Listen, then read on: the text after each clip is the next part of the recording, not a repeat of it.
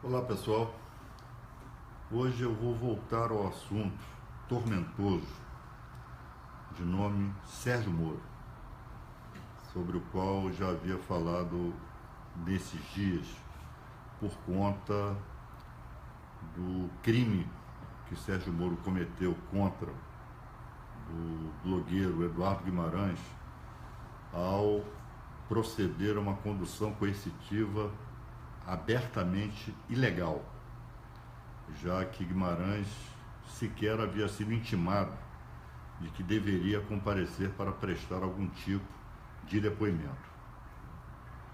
Em resumo, o que eu tenho dito em relação a Sérgio Moro é que ele usa a Polícia Federal como polícia política, né, como polícia de jagunçagem, como milícia, né, que o que a Polícia Federal fez, e já fez outras vezes, a mando de Sérgio Moro, é sequestrar cidadãos em prol da investigação que Sérgio Moro conduz.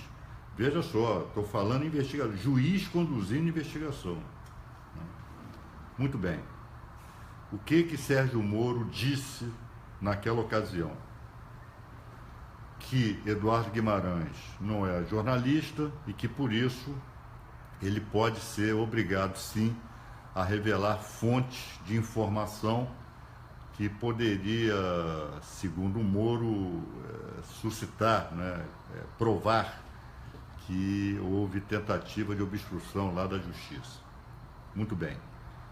Guimarães foi sequestrado de casa às 6 horas da manhã, né, e levado pela meganha da Polícia Federal, levado à superintendência e, enfim, a partir daí houve uma grita geral, né? Não só juristas, mas jornalistas dos mais diversos matizes, tirando uma que não é sequer jornalista, Eliane Cantanhede, né? Essa é fora de propósito. Essa deixou, se é que alguma vez já foi jornalista, deixou de sê-lo para ser censora. Essa não conta. Mas entidades jornalísticas, enfim, dentre elas a Abrage, se manifestando contrariamente à decisão de Sérgio Moro. E por que eu estou citando a Abrage? Porque a Abrage, o presidente da Abrage é funcionário, funcionário da Globo, é jornalista, funcionário da Rede Globo, né? E, a partir daí, Sérgio Moro refaz a decisão. O que fala Sérgio Moro na nova decisão?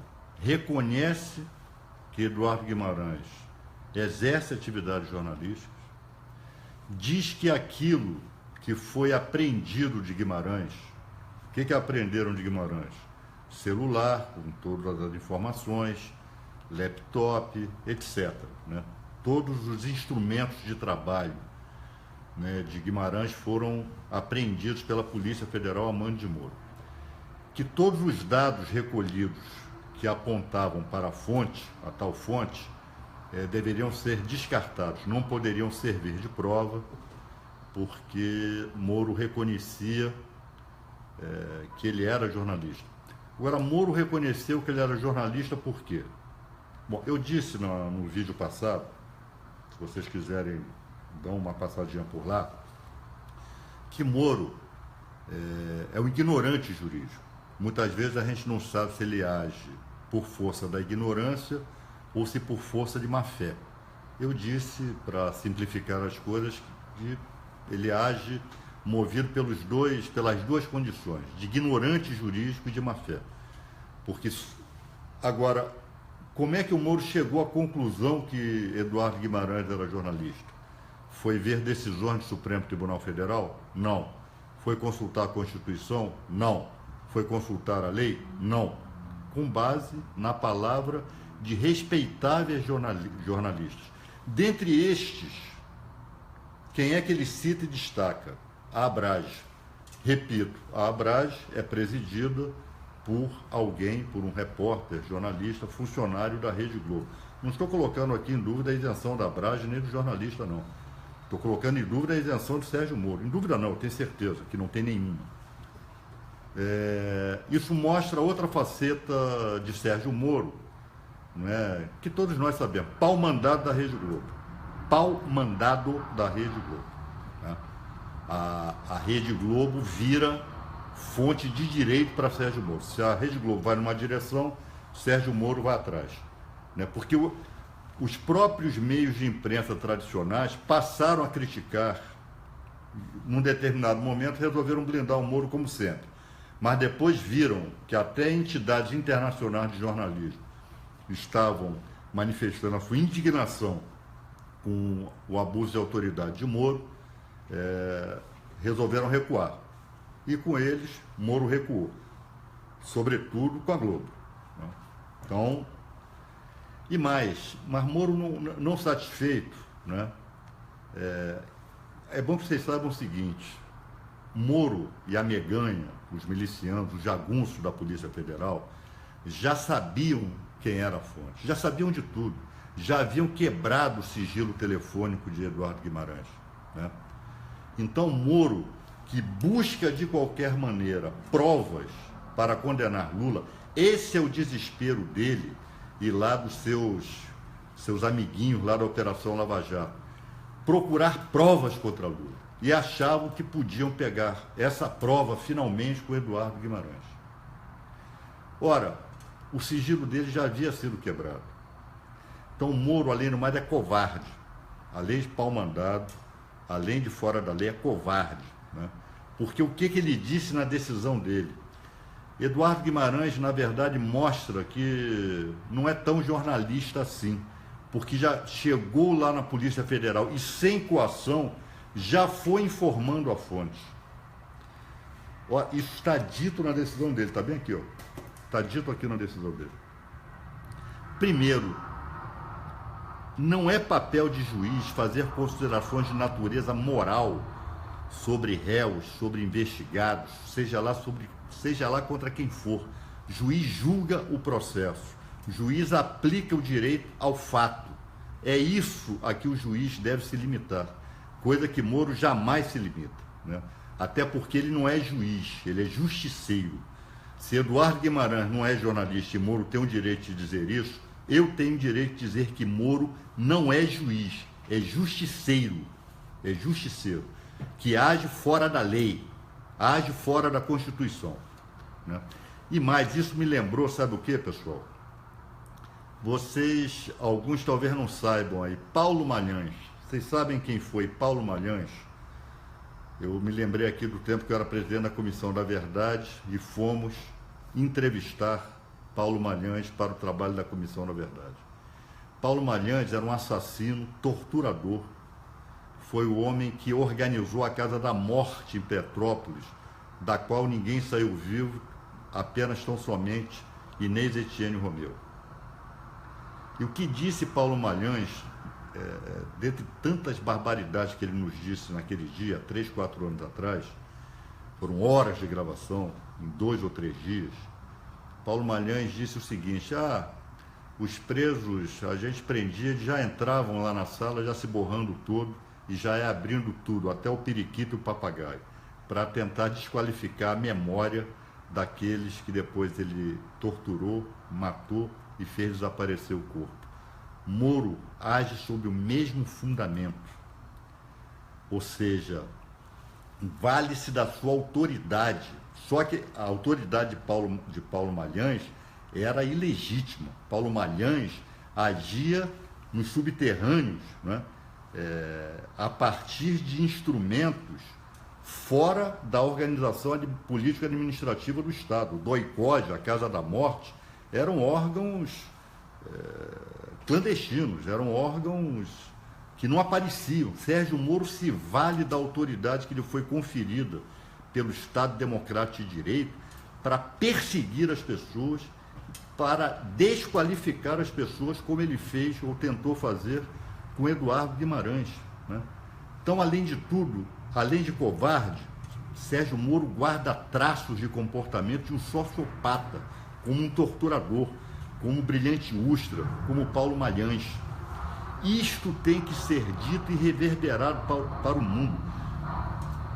Sérgio Moro disse mais uma vez agora que errou. Lembra que ele disse que, em relação ao grampo do Lula, né, que ele vazou aquelas conversas, né, e eu reputo, né, a morte de Dona Marisa, eu reputo a morte de Dona Marisa, eu vou sempre acreditar que indiretamente Sérgio Moro tem a ver com a morte dela, né? O que Sérgio Moro fez ao dar explicações ao Supremo? Que de fato ele não devia ter feito aquilo, ele pediu desculpas. Pessoal, olha só, se algum de nós, andando na rua, nós esbarrarmos em alguém involuntariamente, nós que somos pessoas bem educadas, nós vamos pedir desculpas daquela pessoa. Não é isso? Agora, só se o esbarrão que nós dermos nessa pessoa levar a queda dessa pessoa, ela bate com a cabeça, ela morre, ou ela se machuca seriamente, o nosso pedido de desculpas é insuficiente. O nosso pedido de desculpas é insuficiente, porque é muito mais grave do que um mero esbarrão. O esbarrão trouxe consequências. Qual foi um juiz que erra na sua decisão por ignorância ou por má fé, pouco que se dane o pedido de desculpas dele. Ele praticou uma ilegalidade. Eduardo Guimarães, pessoal, mora juntamente com a mulher e com uma filha de 18 anos, tem paralisia cerebral. Então é um homem que já tem uma fragilidade psicológica por força das desditas da vida. A Polícia Federal chegou arrepiando na casa dele, aos berros, sequestrando a mulher em roupas íntimas, pediu para ele se trocar, a polícia não deixou. Ele foi levado lá para a superintendência e foi interrogado com técnicas do FBI que usam para terroristas. Um homem simples, um homem já psicologicamente abalado. A filha não fala, a filha só emitia ruídos e chorava, vendo a sua casa invadida por milicianos da Polícia Federal. E é isso, o Sérgio Moro simplesmente, não, agora cheguei à conclusão que de fato ele é jornalista e vai ficar por isso mesmo. Vai ficar por isso mesmo, como a questão do grampo ficou por isso mesmo. Ele pede desculpas e infelizmente o falecido ministro Teori Zavascki não mandou abrir um processo disciplinar contra ele. Isso tem que ter um fim. Sérgio Moro não está acima da lei. Sérgio Moro é um mero juiz. Ele tem que aplicar a lei ao processo que ele julga. Ele não pode ser um juiz fora da lei. Sérgio Moro age, na verdade, com os fundamentos com que agiam os torturadores do doicode.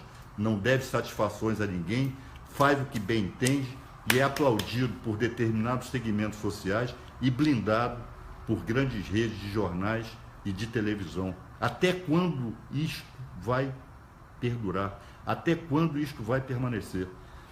E a arbitrariedade só não foi maior porque quando Eduardo Guimarães já ia assinar um termo com informações e declarações que ele sequer havia dado lá no seu interrogatório, é que chegou o advogado já no final e impediu que ele assinasse e mandou retificar o seu depoimento. Pessoal, isso lembra o quê? Lembra DOPS de Sérgio Fleury, lembra doicode de Brilhante Ustra, lembra os tempos sombrios da ditadura.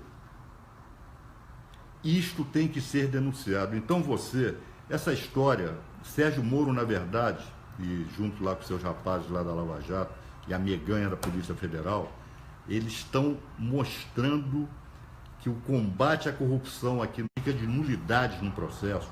Isso mais à frente, sobretudo quando o foco cair sobre os amigos dele, né, Aécio Neves, Tucanos, PMDB, etc., etc., isso mais à frente vai acabar sendo anulado. E mais uma vez Sérgio Moro, assim como no caso do Banestado, vai ter contribuído, para o contrário, vai ter contribuído para ter fortalecido a corrupção, a prática de corrupção, e vai ter contribuído para deixar como terra arrasada o direito brasileiro. Sérgio Moro é um agente do estado de exceção. Eu espero, eu não sou advogado de Eduardo Guimarães, mas espero que a defesa de Eduardo Guimarães tome enérgicas providências dentro da lei e da Constituição contra mais esse ato de arbitrariedade de Sérgio Moro, que usa o processo para perseguir, usa o processo para liquidar com as pessoas. Não se iluda, não ache que isto seja um instrumento robusto de combate à corrupção ou a qualquer outro tipo de ilícito. Isso é apenas um ato fora da lei, como tantos outros que Sérgio Moro tem praticado ao longo dessa chamada Operação Lava Jato. Pense nisso.